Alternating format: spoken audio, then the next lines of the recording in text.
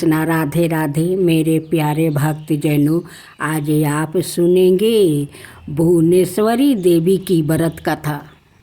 पहला 10 महाविद्याओं में से 5वीं विद्या भुवनेश्वरी देवी की जयंती भाद्रपद के शुक्ल पक्ष की द्वादशी को मनाई जाती है। ग्रहण रंगों के त्योहारों होली, उजाले का प्रतीक दिवाली, महाशिवरात्रि, कृष्णा पक्ष और अष्टमी के दिन मुख्य रूप से भुवनेश्वरी देवी की पूजा की जाती है। दूसरा, भुवनेश्वरी देवी को आदि शक्ति और मूल पराकीर्ति भी कहा गया है। भुवनेश्वरी ही शताक्षी और शक भमरी नाम से प्रसिद्ध हुई। कहते हैं कि इन्होंने दुर्गा महिषासुर का वध किया था। इन्हें काल की जन्मदात्री भी कहा जाता है। इनके मुख्य आयुध अंकुश और पास है। आदि शक्ति भुवनेश्वरी माँ का स्वरूप सौम्या और अंग कांति अरुण है। भुवनेश्वरी के एक मुख्य 4 हाथ है। 4 हाथों में गदा, शक्ति का एम राजदंड व्यवस्था का प्रतीक है। माला नियमित और आशीर्वाद मुद्राए प्रजा पालन की भावना का प्रतीक है। आसन शासन पीठ सर्वोच्च सत्ता की प्रतीक है। तीसरा, पुत्र प्राप्ति के लिए लोग भुवनेश्वरी देवी की आराधना करते हैं। भक्तों को अभय और सिद्धियां प्रदान करना इनका स्वाभाविक गुण है। चौथा, इस विद्याओं की आराधना से सूर्य के समान तेज और ऊर्जा प्रकट होने लगती है। ऐसा व्यक्ति अच्छे राजनीतिक पद पर आसानी हो सकता है। माता का आशीर्वाद मिलने से धन प्राप्ति होता है और संसार के सभी शक्ति स्वरूप महाबली उसका चरण स्पर्श करते हैं। पांचवा, भुवनेश्वरी माता का मंत्र स्फटिक की माला से 11 माला प्रतिदिन हीन भुवनेश्वरी हीन नाम मंत्र का जप कर सकते हैं। जप के नियम किसी जानकार से पूछे। कृष्णा राधे राधे मेरे प्यारे भक्तजनों। आज आप सुनेंगे सोमवार व्रत कथा। दोस्तों, हमारा भारत देश प्राचीन परंपराओं से परिपूर्ण है। यहाँ पर तरह तरह के लोग निवास करते हैं, पर बात जब आस्था की आती है तो सभी अपने धर्म के अनुसार पूरे विधि विधान से अपने ईश्वर का पूजन करते हैं। आज हम आपके समक्ष लेकर आया है सोमवार की व्रत कथा के बारे में। आप इसे अंत तक कथा सुनिए। एक नगर में एक साहूकार ही ईमानदार व्यापारी रहा करता था। व्यापारी के पास बहुत सारा धन था। उसको किसी भी चीज़ की कमी नहीं थी। व्यापारी अपने कार्य को बहुत ईमानदारी से करता था और व्यापारी भगवान शिव का बहुत बड़ा भक्त था। व्यापारी को बस एक ही चीज़ की कमी थी।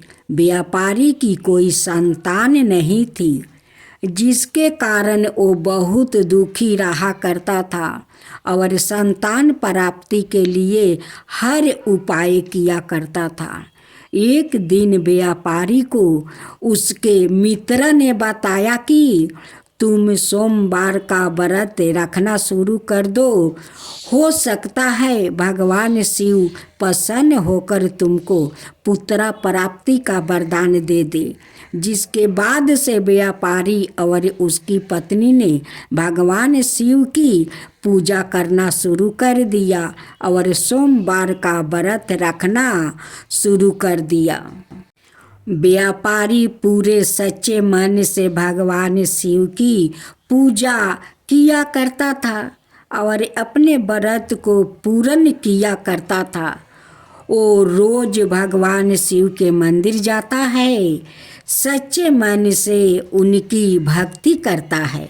भगवान शिव और माता पार्वती व्यापारी की भक्ति देखकर बहुत प्रसन्न हो गए, लेकिन माता पार्वती ने भगवान शिव से उस व्यापारी के मनोकामना को पूरी करने के लिए कहा। जिसके बाद भगवान शिव ने माता पार्वती से कहा कि जिसके भाग्य में जितना कर्म किया होते हैं उन कर्मों का फल सबको मिलता है और उन्हीं कर्मों के अनुसार सब निर्धारित होता है कि भाग्य में क्या है क्या नहीं।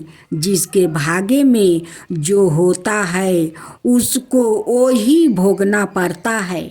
लेकिन माता पार्वती ने भगवान शिव से कहा कि व्यापारी की भक्ति आपके लिए प्रति बहुत अच्छी है, आप उसकी मनोकामना पूर्ण कर दीजिए। जिसके बाद भगवान शिव ने माता पार्वती की बात सुनकर उस व्यापारी को पुत्र प्राप्ति का वरदान दे दिया। लेकिन भगवान शिव ने माता पार्वती से कहा कि मैंने वरदान तो दे दिया है, पर व्यापारी का बेटा सिर्फ 12 बरस की आयु तक जीवित रहेगा। 12 बरस के बाद उसका निर्धन हो जाएगा। व्यापारी माता पार्वती और भगवान शिव की बातों को सुन रहा था, लेकिन व्यापारी को कोई दुख नहीं था, बल्कि वो अपने पुत्र प्राप्ति के वरदान से बहुत खुश था और व्यापारी खुशी खुशी भगवान शिव की पूजा करता रहता। धीरे धीरे समय बीत गया। कुछ समय के पश्चात व्यापारी की पत्नी को एक लड़के की प्राप्ति हुई। व्यापारी की पत्नी और व्यापारी लड़के की प्राप्ति से बहुत प्रसन्न थे। व्यापारी और उसकी पत्नी अपने पुत्रा के लालन पालन में लाग गया। जैसे ही व्यापारी का पुत्रा 11 बरस का हो गया तो व्यापारी ने अपने पुत्रा के मामा को अपने घर बुलाया और व्यापारी ने पुत्रा के मामा से कहा कि तुम इसको काशी ले जाओ, काशी ले जाकर तुम इसकी शिक्षा पूरी करवाओ। और व्यापारी पुत्रा के मामा से कहा कि तुम जाते समय रास्ते में यज्ञ करवाना और बहुत सारे ब्राह्मणों को भोजन करवाते हुए जाना। जिसके लिए व्यापारी ने पुत्रा के मामा को बहुत सारा धन भी दे दिया। मामा और भांजा काशी के लिए निकल पड़े और रास्ते में बहुत सारे यज्ञ और ब्राह्मणों को भोजन करवाते हुए जाने लगा। कई दिनों की यात्रा करने के बाद दोनों एक नगर पहुँचे, जहाँ का राजा बहुत ही धनी और बलवान था। राजा की एक पुत्री थी। राजा अपनी पुत्री का विवाह एक आँख के अंधे राजकुमार से करवाने जा रहा था। यह बात राजा अपनी पुत्री से छुपाया हुआ था और इस बात से चिंतित था कि कहीं उसकी पुत्री को राजकुमार का सच पता ना चल जाए। राजा ने व्यापारी के लड़के को देखा।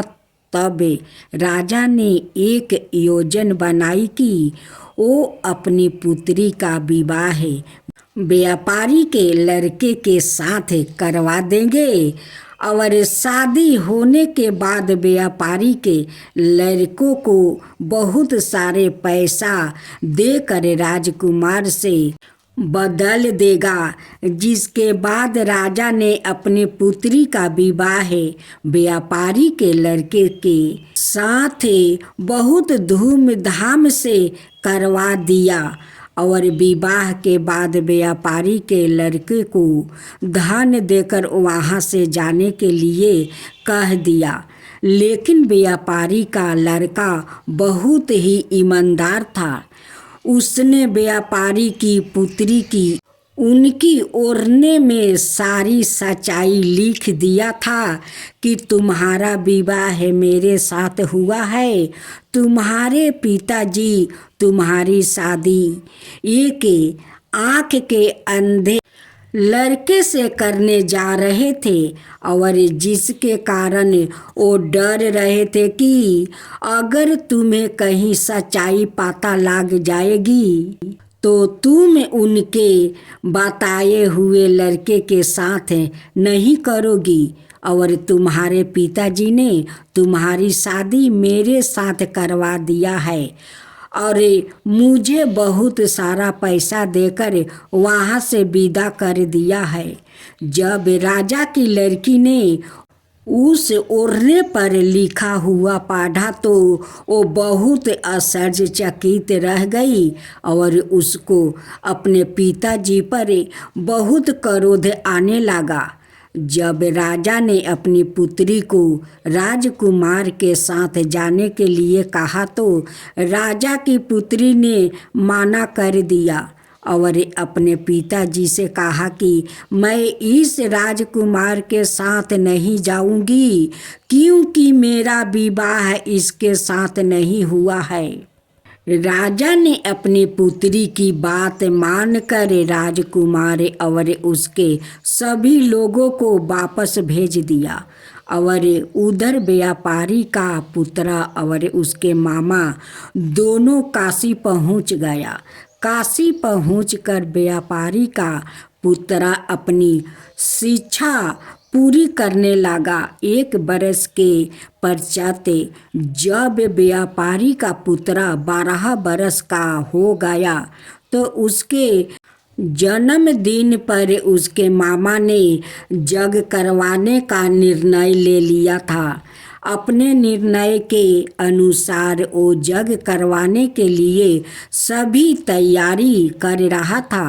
तभी व्यापारी के लड़के ने अपने मामा से कहा कि मामा मेरी तबीयत कुछ खराब लग रही है। उसके मामा ने कहा जाओ तुम थोड़ा आराम कर लो। जैसे ही व्यापारी का लड़का आराम करने के लिए कमरे में गया तब भगवान शिव के दिए हुए वरदान के अनुसार व्यापारी के लड़के के 12 बरस पूरे हो चुके थे और उसके अंत का भी समय आ गया था। थोड़ी ही देर में व्यापारी के पुत्र का निर्धन हो गया। जैसे ही यह बात उसके मामा को पता लगी तो थोड़ा जोर जोर से रोने लगा। अचानक से वहाँ से माता पार्वती और भगवान शिव जा रहे थे। उनकी आवाज़ सुनकर माता पार्वती ने भगवान शिव से कहा कि किसी के रोने का आवाज़ आ रहा है। जिसके बाद भगवान शिव और माता पार्वती ने जाकर देखा तो भगवान शिव ने देखा कि यह तो वही व्यापारी का बच्चा है जिसको हमने वरदान दिया था। आज का समय पूरा हो गया है। जिसकी वजह से इसका निर्धन हो गया। माता पार्वती जी ने भगवान शिव से कहा कि आप इसे जीवित कर दीजिए, नहीं तो इसके माता पिता ने यही संकल्प लिया है कि वो अपने पुत्र की मृत्यु के बाद अपने प्राण को त्याग देंगे। जिसके बाद भगवान शिव ने माता पार्वती की बात मानकर व्यापारी के पुत्र को जीवित कर दिया और लंबी आयु का वरदान दे दिया। व्यापारी का लड़का और उसके मामा व्यापारी के लड़के की शिक्षा पूरी करवा कर वापस से उसको काशी से ले जाने लगा और व्यापारी के द्वारा बताए हुए सभी नियमों का पालन करते हुए व्यापारी के पास जाने लगा। व्यापारी का पुत्र और उसके मामा रास्ते में यज्ञ करवाते हुए और ब्राह्मणों को भोजन करवाते हुए जाने लगा। कुछ समय के पश्चात जब वो दोनों उसी नगर में पहुँचे जहाँ पर व्यापारी के लड़के का विवाह हुआ था, राजा ने तुरंत व्यापारी के लड़के को पहचान लिया और उसने अपनी पुत्री को व्यापारी के लड़के के साथ विदा कर दिया। और जिसके बाद व्यापारी का पुत्र अपनी पत्नी और उसके मामा अपने घर की ओर जाने लगा और उधर व्यापारी और व्यापारी की पत्नी अपने बेटे का इंतजार कर रही थी। व्यापारी और उसकी पत्नी ने यह संकल्प लिया था कि अगर उसके बेटा का खबर आई कि वो मर चुका है तो वो भी अपना प्राण त्याग देंगे। लेकिन जब व्यापारी ने अपने पुत्र को जीवित देखा तो व्यापारी बहुत प्रसन्न हो गया और उसने अपने पुत्र को गले से लगा लिया।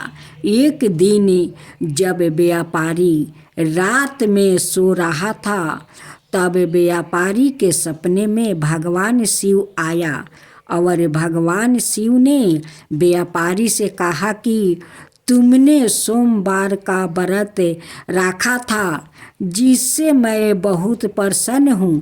तुम्हारी भक्ति देखकर मैंने तुम्हारे पुत्र को जीवित होने का वरदान दिया है और ठीक उसी प्रकार कोई भी व्याकृत है सोमवार का व्रत रखेगा या इस कथा को सुनेगा तो उसकी भी मनोकामना पूरी होगी।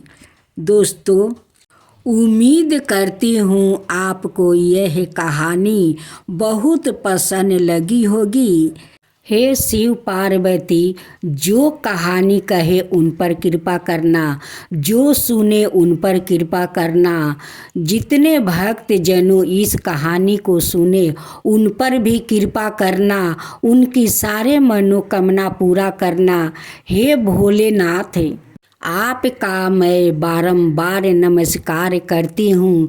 हे शिव पार्वती, सभी को इच्छा पूरा करना।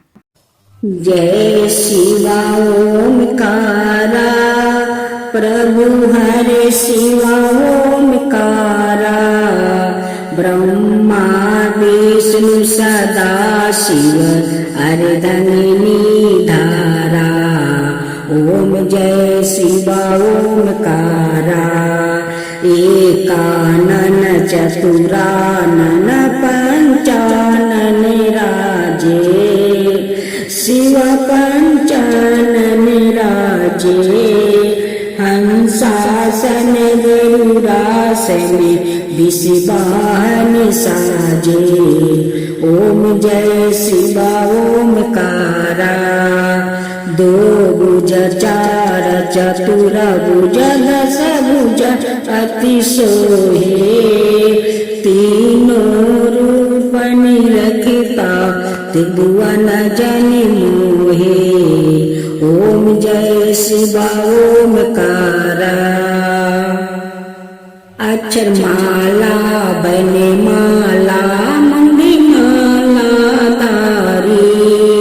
चंदन मृग मद सोहे बोले सुभिकारी। ओम जय शिव ओमकारा श्वेतांबर पीतांबर गंबरे अंगे सनिकादिके बरे मादिकी भूतादिकी संगे। ओम जय शिव ओमकारा करिके मध्यम कमंडल चक्र त्रिशूल धरता। जग करता जग भरता जग पालन करता। ओम जय शिव ओमकारा ब्रह्मा विष्णु सदा शिव जानते अविवेका।